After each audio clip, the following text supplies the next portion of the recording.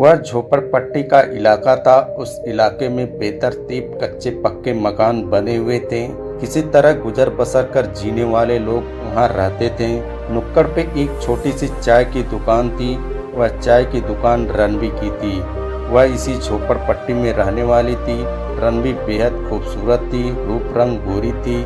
वह सलवार समीज पहनती थी जिससे उसकी खूबसूरती में चार चांद लग जाते थे, जिसे देखकर किसी का भी दिल मचल जाता था। इस इलाके का माहौल अच्छा नहीं था। शराब पीकर लोग गाली गलौज करते थे, आपस में मारपीट हो जाती थी। इसके बावजूद रणवी बिना डरे सामे चाय की दुकान चलाती थी। रणवी चाय बनाने में मशगूल थी। इक्का दुक्का लोग चाय पी के चले गए थे।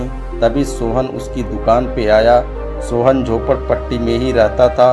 वह पॉकेटमारी व झपटमारी करता था। रेलवे स्टेशन के आसपास भीड़ भाड़ वाले इलाके में वह शिकार करता था। वह शिकारी की तरह अपने शिकार पे टूट पड़ता था। सोहन रणवी का प्रेमी था। रणवी और सोहन एक दूसरे से प्यार करते थे। कैसी हो रणवी, अच्छी चाय पिलाना, सोहन ने कहा। रणवी ने चाय का गिलास उसकी तरफ बढ़ा दिया। सोहन के बाल लंबे थे। वह नीली जीन्स और लाल चेक की शर्ट में जच रहा था। क्यों सोहन, आज ज्यादा माल मिल गया क्या? किसकी जेब काटी है? रणवी ने हंसकर कहा। प्लेटफार्म पे एक बाबू की जेब काटी थी। 2000 रुपए मिले थे। मैंने उसी रुपए से यह पैंट शर्ट खरीदा है, सोहन ने कहा। तभी तो तू आज हीरो लग रहा है, रणवी ने आंख मारी। अभी चाय की दुकान पे कोई ग्राहक नहीं था। रणवी उसके नजदीक जाकर बैठ गई। सोहन चाय की चुस्की लेते हुए रणवी को देखे जा रहा था। रणवी, जब तक तुझे नहीं देखता हूँ मुझे चैन नहीं मिलता। सोहन ने रणवी को बाहों में भरकर चूम लिया। कोई देख लेगा तो? रणवी तड़प कर बोली। रणवी, हम दोनों के सिवा यहाँ कोई नहीं है, सोहन ने कहा। रणवी और सोहन दुकान के पीछे अपनी झोपड़ी में चले गए, जहाँ पहले से ही खाट बिछी हुई थी। दोनों उस खाट पे लेट गए। सोहन रणवी के बदन से खेलने लगा। वह उसके उभारों को सहलाने लगा। रणवी उसका साथ देने लगी। जब मर्द और औरत साथ हो तो आग लगने में कितनी देर लगती है। यही हाल यहाँ भी हुआ। भरी दोपहरी में दोनों ने हवस का खेल शुरू कर दिया, लेकिन साथ ही चाय की दुकान पे ग्राहकों के आने का डर भी उन्हें सता रहा था। इसलिए सोहन ने गाड़ी तेज कर दी थी। दोनों को मंजिल तक पहुंचने की जल्दीबाजी थी। आखिर कुछ देर बाद दोनों मंजिल तक पहुंच गए। रणवी और सोहन के चेहरे पे संतुष्टि के भाव थे। जिस्म की आग जब बुझ गई तब रणवी सोहन को समझाने लगी। सोहन, तुझे पॉकेटमारी के धंधे में देखना नहीं चाहती हूँ। तू पॉकेटमारी छोड़ दे, कोई दूसरा काम कर ले। कुछ नहीं तो मेरी दुकान में ही मदद कर दिया कर, मैं बहुत खुश होऊंगी। सोहन रणवी की बातें सुन रहा था, लेकिन इसका असर उस पर नहीं हो रहा था। शाम को आऊंगा कहकर सोहन झोपड़पट्टी की पतली गलियों के रास्ते निकल गया। यह रेलवे स्टेशन के पास का इलाका था। लोगों की भीड़ थी। वही रोड के किनारे सोहन खड़ा था। वह अपना शिकार खोज रहा था। तभी एक औरत जिसने गले में सोने की मोटी चेन पहन रखी थी, अकेले कहीं जा रही थी। सोहन चौकन्ना हो गया। वह उसके पीछे पीछे चलने लगा। पलक झपकते ही सोहन उस औरत के गले की चेन झपट कर भाग गया। वह औरत चीखने चिल्लाने लगी, पकड़ो पकड़ो, चोर चोर, मेरी चेन लूटकर भाग रहा है। सोहन स्टेशन के भीड़ भाड़ वाले इलाके में चेन झपट कर भाग गया था। 2-3 दिन बाद सोहन सुनार की दुकान पे गया। लूटी हुई चेन के बदले एक नई सोने की चेन बनवा ली। यह नई सोने की चेन वह रणवी को देना चाहता था। इस चेन को रणवी को दूंगा, इसे पहनकर वह बहुत खुश होगी, सोहन मन ही मन सोच रहा था। सोहन रणवी की चाय की दुकान पे गया। यह ले नई सोने की चेन, तेरे लिए बनवाई है, पहन कर देख, तुझे पसंद आएगी, सोहन ने कहा। रणवी ने चाय की केतली टेबल पर रख दी। वह चेन को उलट पलट कर देखने लगी। वाकई बहुत खूबसूरत थी वह सोने की चेन। सोहन, क्या तुम मेरे लिए यह चेन लाए हो? मेरे लिए सोने की चेन मजाक जैसा है, इसे पहनकर मैं इतरा नहीं सकती, रणवी ने कहा। लेकिन क्यों? सोहन ने पूछा।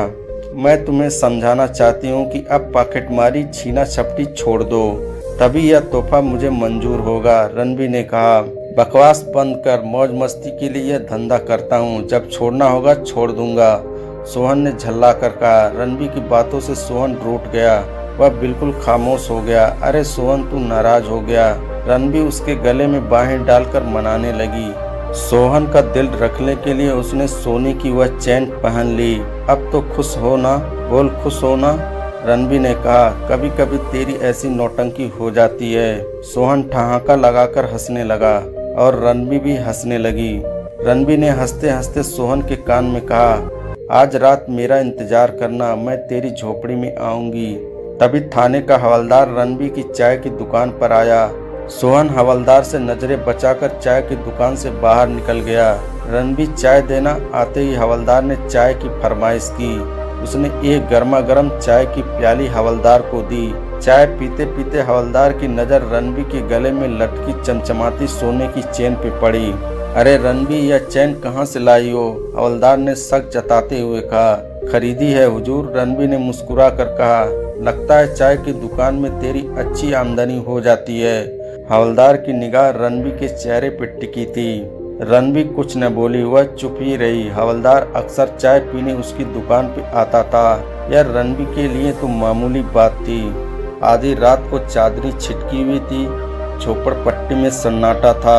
लोग सो रहे थे, लेकिन सोहन अपनी झोपड़ी में जाग रहा था। वह रणबीर का इंतजार कर रहा था। थोड़ी ही देर में रणबीर आ गई। वह चांदनी रात में किसी परी की तरह लग रही थी। किसी ने देखा तो नहीं? सोहन ने पूछा। नहीं, बस दबे पांव चली आई हूँ, रणबीर ने कहा। सोहन रणबीर को बाहों में भरकर चूमने लगा। उसने रणबीर के कपड़े उतार दिए। रणबीर अंधेरे में चमकती दमकती संगमरमर की मूरत दिख रही थी। उसके दोनों उभार सोहन पे कहर बरपा रहे थे। सोहन रणबीर पे झपट पड़ा। रणबीर भी सोहन को अपनी बाहों में जोर से जकड़ लिया। फिर दोनों जिस्म की प्यास ऐसे बुझाए जैसे सालों के प्यासे हों। जब प्यास बुझ गई तब रणबीर घर चली गई। सोहन गहरी नींद में सो गया। सोहन प्लेटफार्म पर शिकार की तलाश में खड़ा था। तभी एक ट्रेन धड़धड़ाते हुए प्लेटफार्म पे आकर रुकी। लोग बोगियों से उतरने लगे थे। एकाएक प्लेटफार्म पे भीड़ बढ़ गई थी। सोहन चौकन्ना हो गया। तभी उसकी नज़र एक नौजवान पे पड़ी जो अटैची हाथ में लिए मोबाइल से बातें कर रहा था। सोहन का शिकार सामने था। वह नौजवान की अटैची झपट कर भागने लगा। नौजवान सोहन के पीछे चोर चोर कहकर पकड़ने के लिए दौड़ने लगा। सोहन प्लेटफार्म से नीचे कूदकर पटरियों पे दौड़ने लगा। उसके हाथ में अटैची थी। पकड़ो पकड़ो, चोर चोर की आवाजें आ रही थी। लोगों की भीड़ उसके पीछे थी। सोहन पटरी पे लड़खड़ा कर गिर गया। बस फिर क्या था, उस नौजवान ने सोहन को पकड़ लिया। भीड़ ने सोहन को घेर लिया। यह मेरी अटैची लेकर भाग रहा था, मारो इसे, वह नौजवान चीख कर बोला। वह नौजवान सोहन पे ताबड़तोड़ मुक्के बरसाने लगा। भीड़ उस नौजवान का साथ देने लगी। सोहन चीखता चिल्लाता रहा, मुझे छोड़ दो, मुझे छोड़ दो, लेकिन किसी को उस पे दया नहीं आ रही थी। लोग लात घूसों से उस पर चोट कर रहे थे। मर गया, अब मत मारो, वह पिटाई से चिल्ला रहा था। जिस नौजवान की अटैची थी उसने एक बड़ा सा पत्थर उठाकर सोहन के सिर पर दे मारा। उसकी चीख निकल गई। सिर से खून का फव्वारा फूट पड़ा। वह बेहोश होकर पटरी पर गिर गया। थोड़ी देर में पुलिस आ गई। दूसरे दिन झोपड़पट्टी में पुलिस आई थी। पूछताछ करके चली गई। रणबीर को यह खबर मिली कि सोहन को रेलवे स्टेशन पर लोगों ने बहुत मारा है। वह किसी मुसाफिर की अटैची छीन के भाग रहा था। वह लोगों की मार से अधमरा हो गया है। पुलिस ने उसे अस्पताल में भर्ती करा दिया है। इस खबर से रणबीर बेहद उदास हो गई। अपनी चाय की दुकान बंद कर वह जल्द अस्पताल पहुंच गई। अस्पताल में सोहन की हालत अच्छी नहीं थी। वह जिंदगी और मौत के बीच झूल रहा था। सोहन, आंखें खोलो, देखो तुम्हारी रणबीर आई है, रणबीर ने कहा। सोहन ने किसी तरह आंखें खोली। रणबीर, मुझे यहाँ से ले चलो, लोग मुझे मार डालेंगे, सोहन बेहोशी की हालत में छटपटाते हुए बोला। रणबीर उसका हाथ अपने हाथ में लेकर बोली, सोहन तुम ठीक हो जाओगे, तब मेरे साथ चलना। लेकिन सोहन की आंखें पथरा गईं। वह मर चुका था।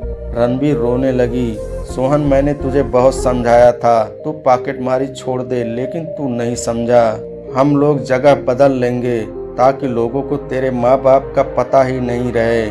कभी किसी ने पता कर लिया तो तब की तब देखेंगे। दोनों चाय नाश्ते की दुकान चलाएंगे। वह बड़बड़ाती जा रही थी। दोस्तों, आपको यह कहानी कैसी लगी कमेंट बॉक्स में जरूर लिखना। दोस्तों, अगर आप चैनल पर नए हैं तो चैनल को सब्सक्राइब कर लें, वीडियो को लाइक करें, अपने दोस्तों में शेयर करें।